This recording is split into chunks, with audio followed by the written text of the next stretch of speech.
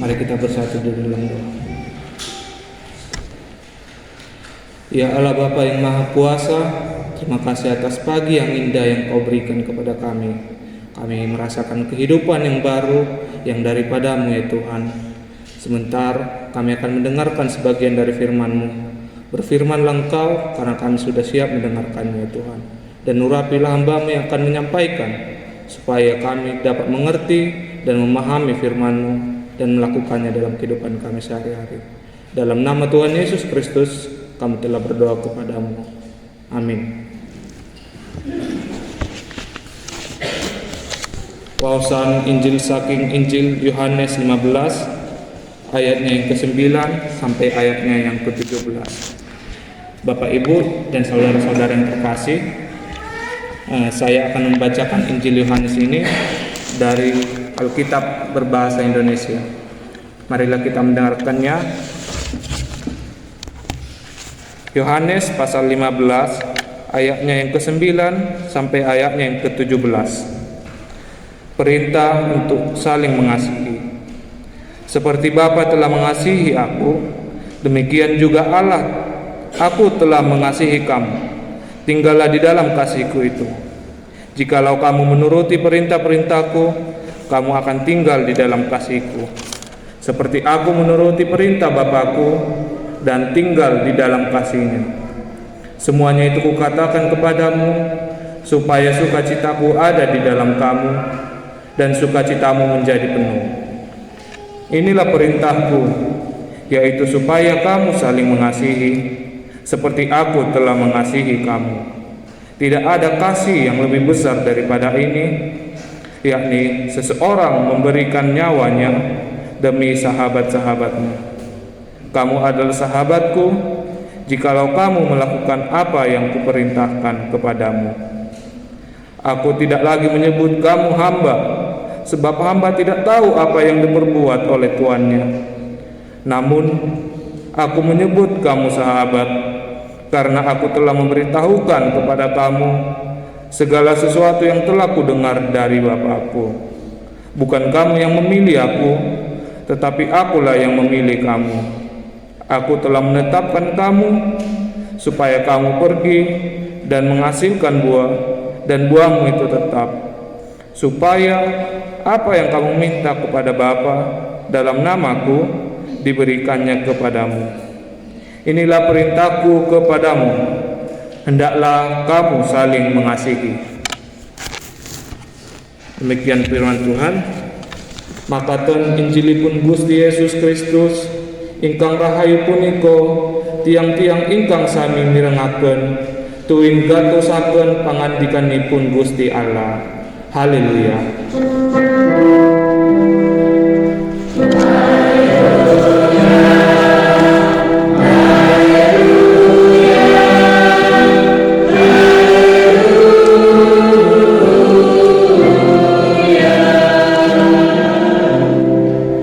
Sugeng enjang Bapak Ibu ingkang kinasih, sugeng enjang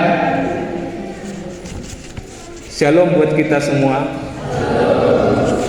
Pertama-tama saya mengucapkan terima kasih kepada Bapak Ibu serta saudara yang terkasih, serta terutama kepada majelis yang sudah memberikan saya waktu untuk bagian dalam pewartaan firman di GKJ Tuntang Barat Pepanten Gelendang ini.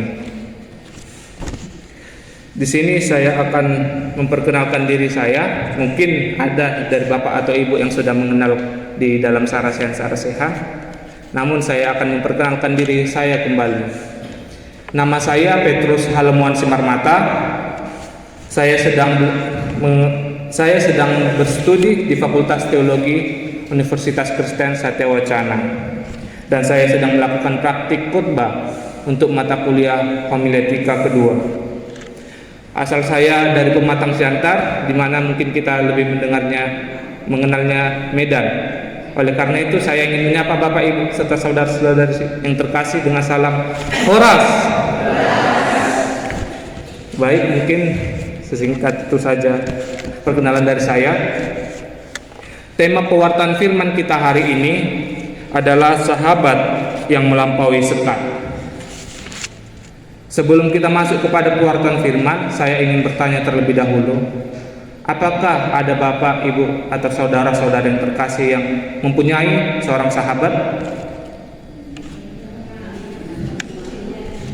Punya. Apakah masih bersahabat dengan mereka sampai sekarang? Berbicara tentang sahabat, mungkin persahabatan itu tidak lepas dari yang namanya permasalahan, sekat-sekat permasalahan yang memiliki pasang surutnya masing-masing. Mungkin ada di antara kita pada satu hari kita akan bersenang-senang dengan mereka atau bercanda-canda dengan mereka, tetapi ada harinya kita akan berdiam-diaman karena satu atau dua hal masalah dalam persahabatan kita itu. Maka dari itu, di dalam hubungan persahabatan kita, sebaiknya kita menaruh kasih, meletakkan kasih di atas persahabatan kita itu, sehingga kita dapat mengatasi segala masalah itu. Kita harus saling mengasihi. Kata saling di sini berarti perbuatan yang berbalas-balasan, sehingga kita harus memahami, kita harus sadar atas perbuatan kasih ini, dan juga sahabat kita sudah seharusnya memahami arti kasih ini. Bapak, Ibu, serta saudara-saudara yang terkasih, pembacaan Injil Yohanes tadi menunjukkan tentang usaha Tuhan Yesus kepada murid-muridnya untuk mengingatkan mereka saling mengasihi.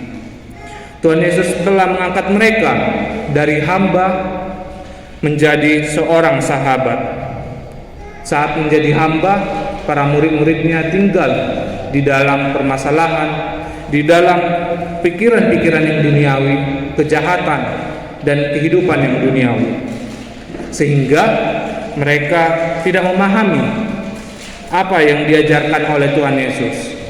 Maka dari itu Tuhan Yesus mengangkat mereka menjadi sahabat, agar mereka mengetahui apa yang dimaksudkan oleh Tuhan Yesus untuk saling mengasihi ini. Tuhan Yesus telah menyerahkan nyawanya kepada mereka dengan alasan kasih. Oleh karena itu, para muridnya diperintahkan untuk berbuah juga, untuk mengasihi melalui pelayanan dan pemberitaan Injilnya. Meskipun dalam melakukan tugas ini, para murid mengalami permasalahan, sekat-sekat masalah yang mengancam, bahkan membuat mereka mati. Karena kita tahu, atau mungkin kita tahu, bahwa kehidupan para murid ini berakhir dengan tragis, kecuali Rasul Yohanes. Ada yang dibunuh dengan ditikam, ada yang dirajam dengan batu, ada yang disalibkan dengan terbalik, dan lain sebagainya. Bapak, Ibu, serta saudara-saudara yang terkasih, sikap saling mengasihi ini akan menyadarkan mereka bahwa dalam melewati tugasnya itu mereka akan memperoleh sukacita. Dalam ayat yang ke-12, ayat yang ke-11 dikatakan bahwa para muridnya akan memperoleh sukacita jika mereka saling mengasihi dalam pelayanan mereka. Mereka menjadi sadar bahwa tugas yang mereka lakukan semata-mata hanya untuk menunjukkan kasihnya kepada Tuhan Yesus, sahabat sejati mereka. Maka dari itu, mereka telah menjadi sahabat yang dapat melampaui segala sekat bila mereka saling mengasihi. Lalu, bagaimana dengan kita? Apakah kita mampu menjadi sahabat Tuhan Yesus yang melewati segala rintangan untuk melakukan kehendak-Nya? Kehendak Tuhan Yesus adalah untuk kita berbuah dalam pelayanan kita dan berani memberitakan Injil kepada dunia. Namun, pelayanan ini tidak semata-mata hanya dilakukan di gereja atau yang kita lakukan pada saat ini, tetapi juga dalam kehidupan kita sehari-hari, dalam profesi, dalam aktivitas kita. Buat para orang tua kami yang sudah lanjut umur, mbah-mbah sekalian, pelayanan yang bisa dilakukan dapat berupa rajin untuk berdoa, rajin membaca renungan Alkitab, dan rajin beribadah secara pribadi, atau hal-hal yang mudah dilakukan dalam kehidupan sehari-hari. Kemudian untuk pemberitaan firman, Pemberitaan firman tidak hanya dilakukan melalui khotbah-khotbah seperti yang saya lakukan sekarang, namun kita bisa memberitakan firman melalui perbuatan, melalui perkataan, melalui ucapan kita dalam kehidupan kita sehari-hari yang seturut dengan kehendak Tuhan Yesus. Namun, apakah kita mampu melakukannya?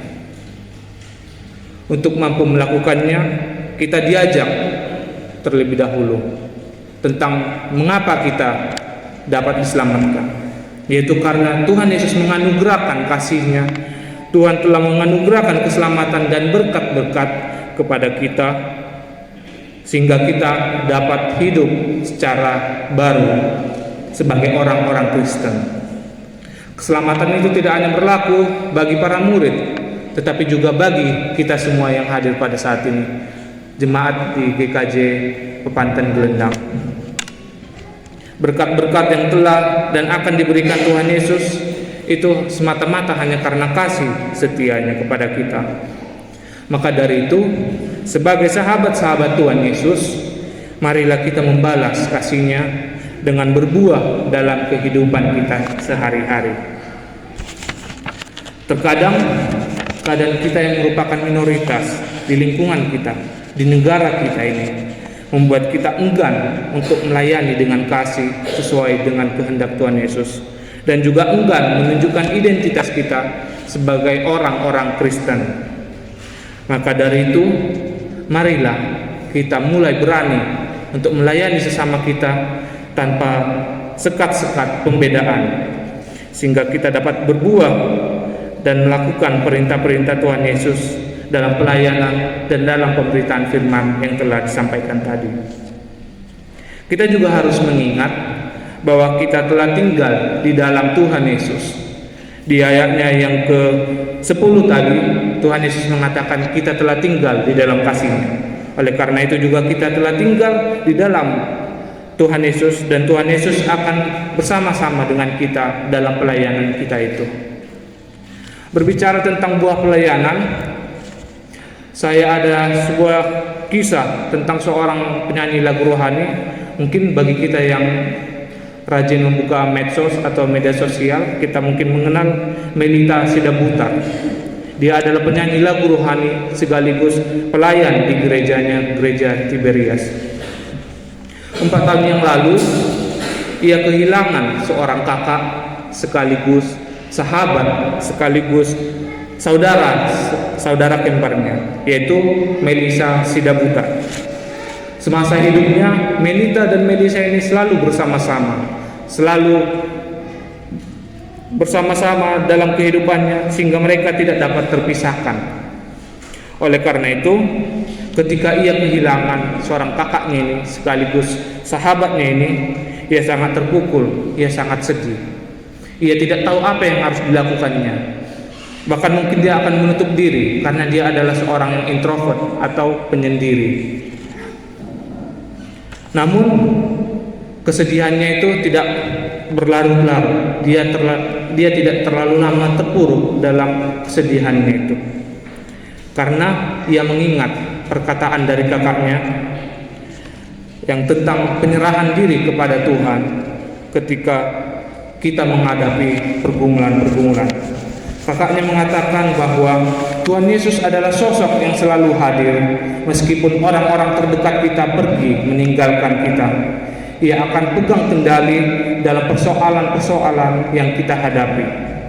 Sehingga perkataan kakaknya ini merupakan motivasi sehingga Melita kembali dan berani berkarya dalam kehidupannya. Alhasil ia dapat memperkenalkan Tuhan Yesus melalui lagu-lagu rohaninya, melalui pembagiannya di podcast-podcast atau pembicaraan di media sosial. Bahkan ia dapat menyentuh semua kalangan dan semua agama melalui lagunya ini, sehingga mereka dapat lebih dekat kepada Tuhannya. Namun Tuhan memberikan waktu pelayanannya hingga pada tanggal 8 April 2024 yang lalu. Ia telah dipanggil kembali dan ia telah berada di sisi Allah Bapa, dan ia telah berhasil memberi pertanggungjawaban atas pelayanan yang telah ia lakukan.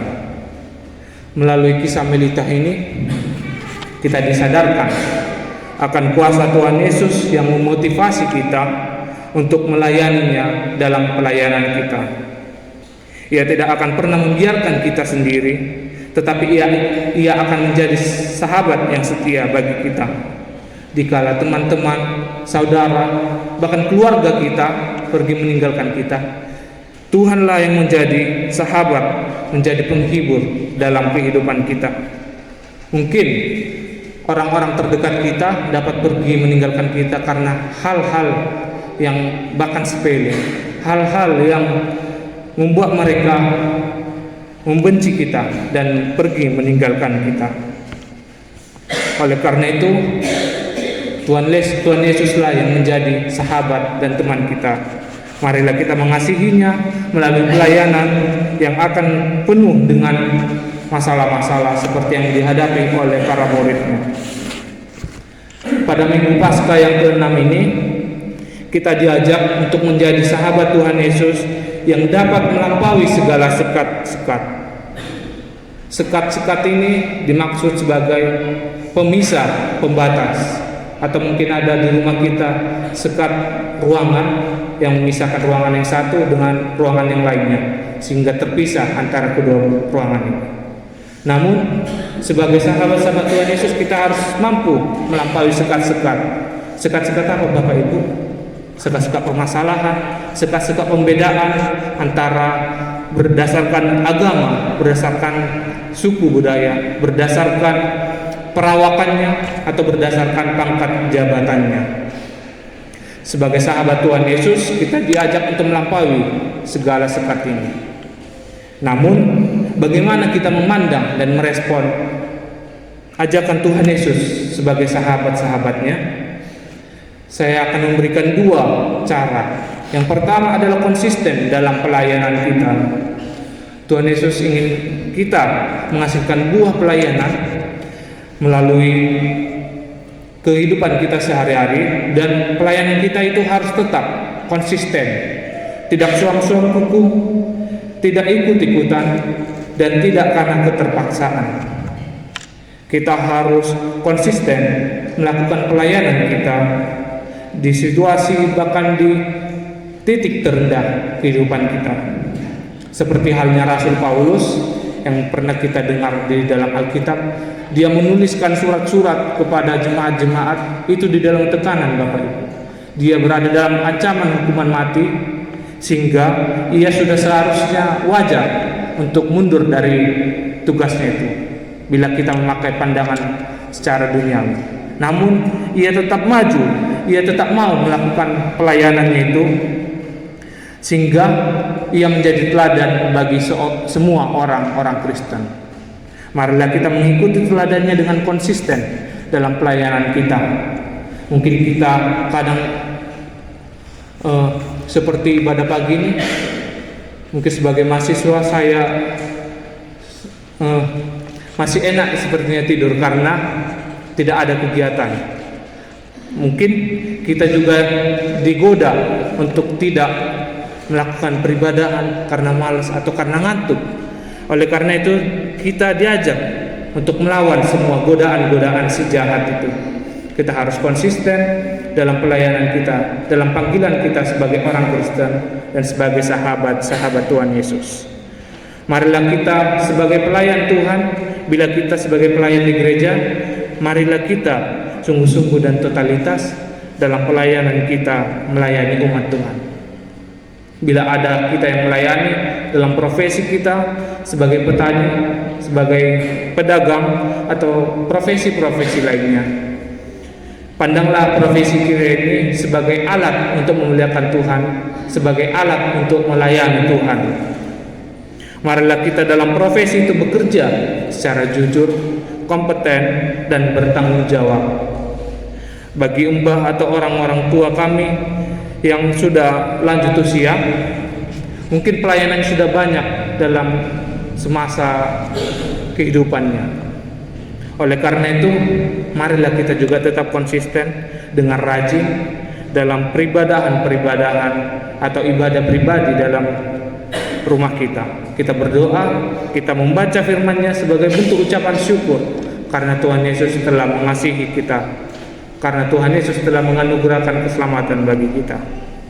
Pelayanan yang mbah atau orang tua kami lakukan sudah berbuah mungkin dalam kehidupan kita, dan percayalah Tuhan akan terus memberikan berkat-berkat-Nya dan terus melindungi mbah dan orang tua kami dalam kehidupan sehari-hari.